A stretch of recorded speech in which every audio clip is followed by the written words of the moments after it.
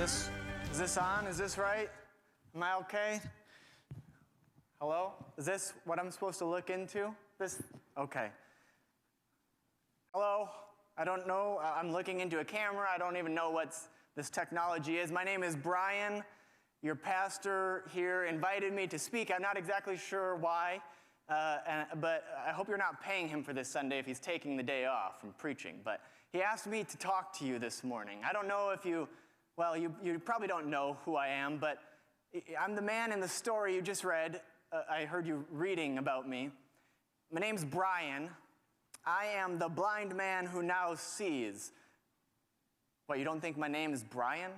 You don't think any Brians lived in first century Palestine? Well, now you know. Brian is my name. Your pastor asked me to come speak to you this morning to share my story, I think so he could just take the Sunday off. I guess he's tired or something. Either way, I thought I would share a little bit of my backstory and what was happening in this sort of crazy story you just read.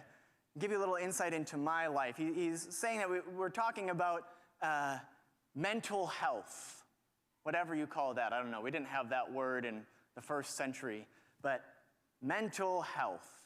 I hear this has been a hard year for some of you, so maybe it will resonate. My story will resonate for some of you. If not, then I guess just let it wash over you in one ear, out the other. But I want to share with you my story of how this all happened, because people like to talk about me, but let me share it in my own words.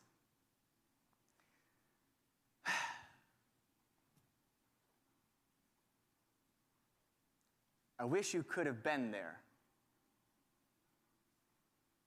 That day that I met Jesus, I was sitting there as I normally did. I was taking in the smells of the rich spices, coffee, and cardamom. I love coffee.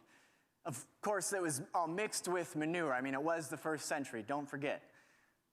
And the sounds of the marketplace, the laughter of kids in the street playing, of men carrying on conversations about the weather and the crops and the failure of the younger generation. Some things never change, right? And women were on their way to the market talking excitedly about an upcoming wedding. And as usual, I was left on the outside looking in. I longed to participate. I longed for that connection and community that I could hear buzzing all around me. But as a blind man, I was relegated to the sidelines, to a beggar. People didn't have to say, "Know your place, boy," in order for me to know that this was all I amounted to in their eyes, that this was the lot I'd been given, and I just had to come to accept it. And then I heard this group of guys standing nearby talking about me. Not to me, but about me. This is always what happens. They sit there as if I can't hear them, talking about me. One of them, I'm guessing it was Peter. I hear he's kind of an idiot sometimes. Peter asks one of them, "Teacher, you see that blind man over there? Whose sin caused him to be blind?" Oh God, I thought, here we go again. People talking about me, assuming that because I'm poor or a beggar, this is my lot in life, that it's my fault, or surely my parents, one of us sinned. God has rejected us for a reason. Yeah, that's what everybody thought. But in all my days of people talking about me, walking by me, rarely anybody ever actually stopped to talk to me. In fact, in all of my days in the marketplace of being reduced to a beggar just to have something to eat, I can't remember the last time anybody said anything more than, "Well, God bless you," or "You poor thing." Or the most common, which was a simple sneer of disgust and ugh, as they avoided me. And just as I was recalling all of this and feeling an anger and shame rising up inside of me, just as I was about to tell them to go bug off and bother somebody else, I felt this grit damp of dirt rubbing across my eyelids. And before I could jump back and say, "What the heck is going on?" This man named Jesus, whom they called the Messiah, gently touched my shoulder and said, "Go, my child, wash in the pool of Siloam."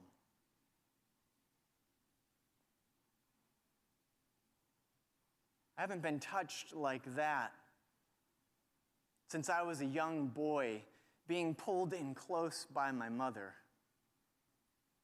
I've been cut off from others, from connection and touch and community for so long that I had forgotten what it even felt like to be hugged. But my body remembered.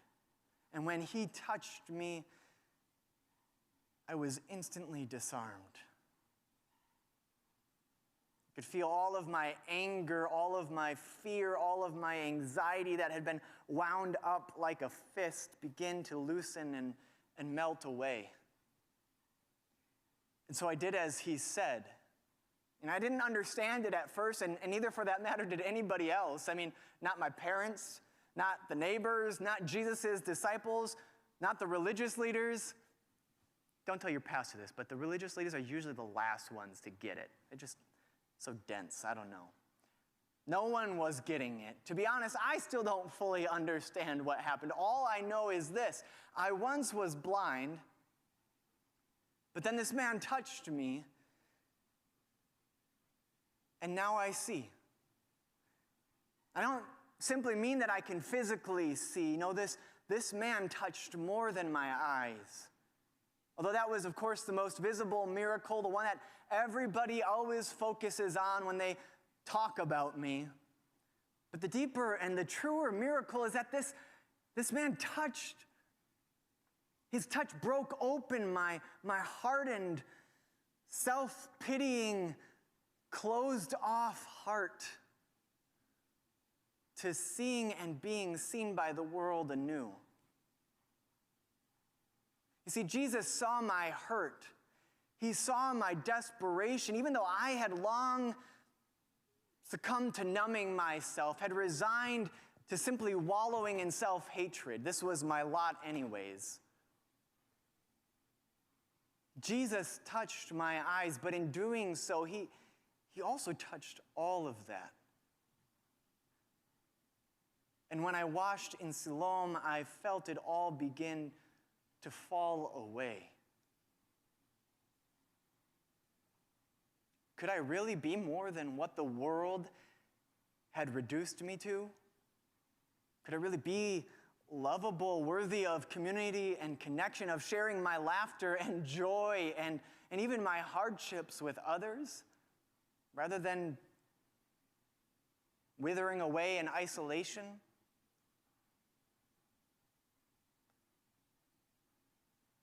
I began to see myself with new eyes, with Jesus' eyes, eyes that saw me as God's beloved child, not as they saw me, which is as one rejected by God.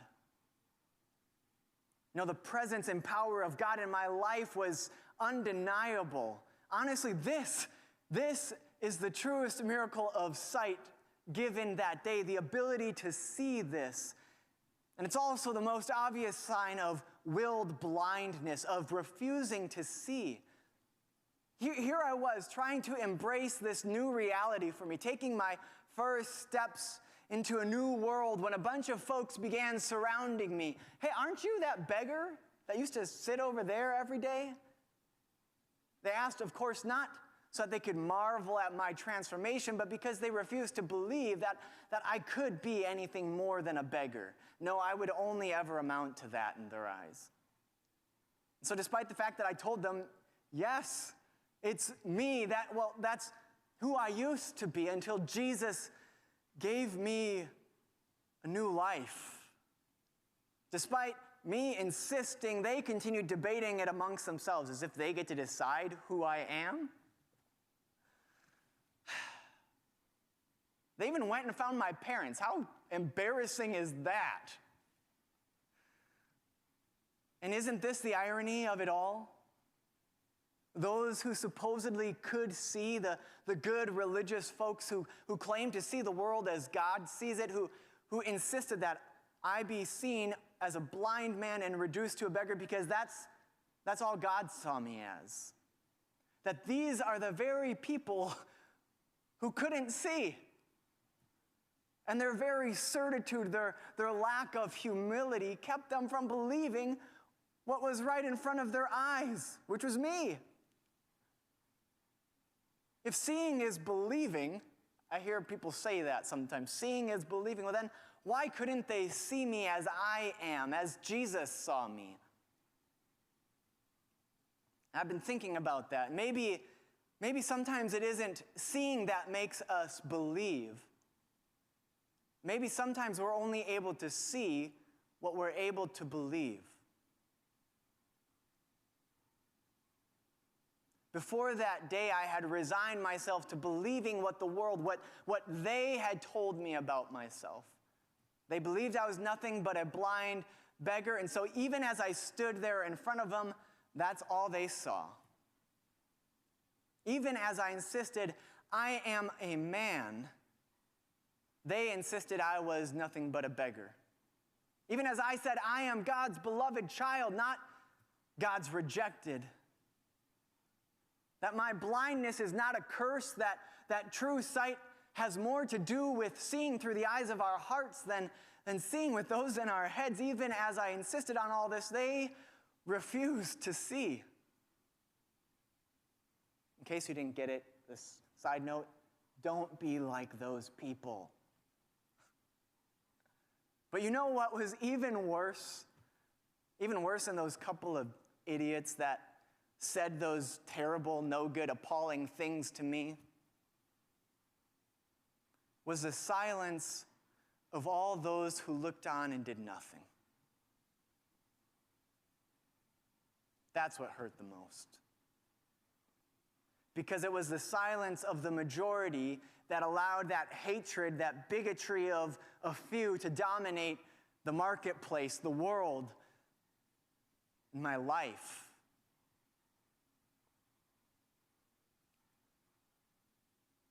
Yeah, I not only saw myself with new eyes that day. Jesus' healing also gave me the ability to see the world for what it is and is not. See, my rejection was not a reflection of me or of God, it was a projection of them. Right? None of us were alive when all of this exclusion began, when we just started deciding that people with disabilities are less than, are rejected by God, need to be fixed by other people. Right. None of us were around when that began, but my life and those like me are the lives that are sacrificed on the altar of maintaining it for the sake of what? People's comfort? Because we can't expect people to change? Slow down. Because to change things like Jesus, to upset the apple cart is to risk also being rejected like I was, or to be blamed like he was. Did you know that they called him a devil?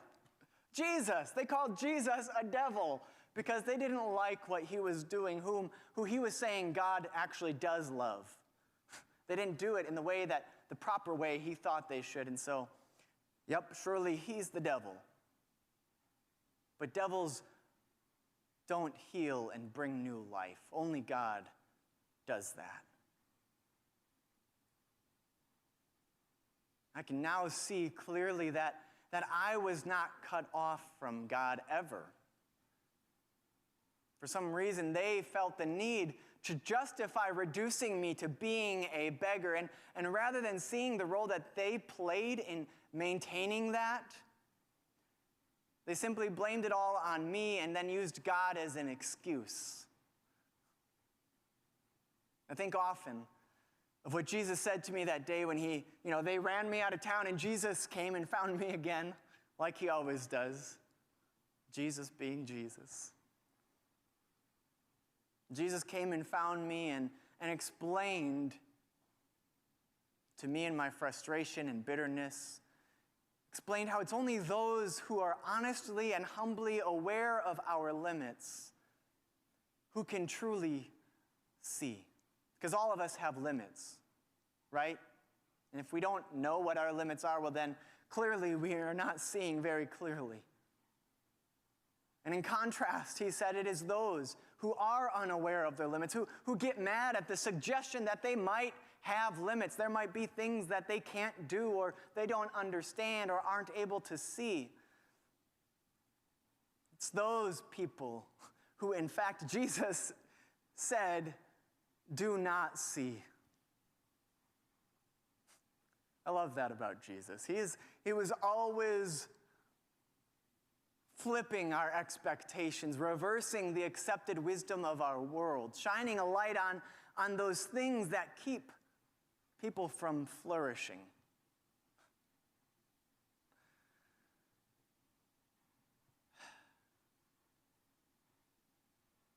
Is anybody still there?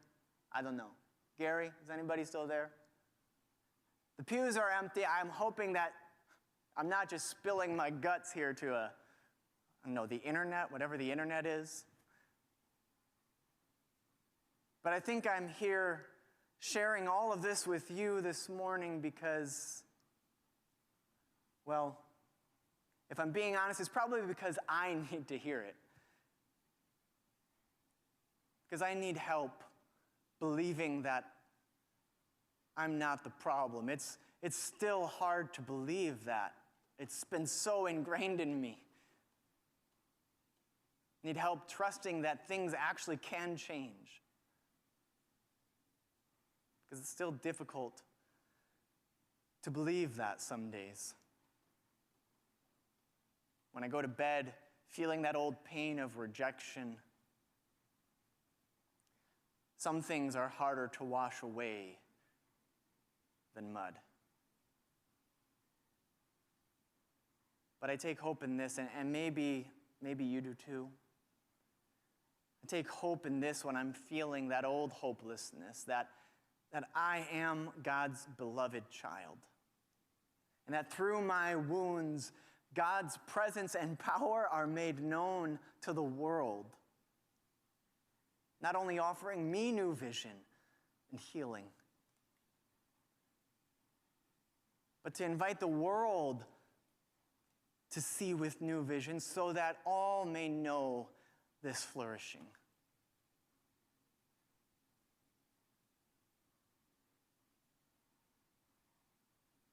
That's what I cling to. Use it if it's helpful for you. If there's anybody still listening. May God bless you on your journey. You're in the season of Lent, I think is what you call it. May God bless you. Until we meet again, take care.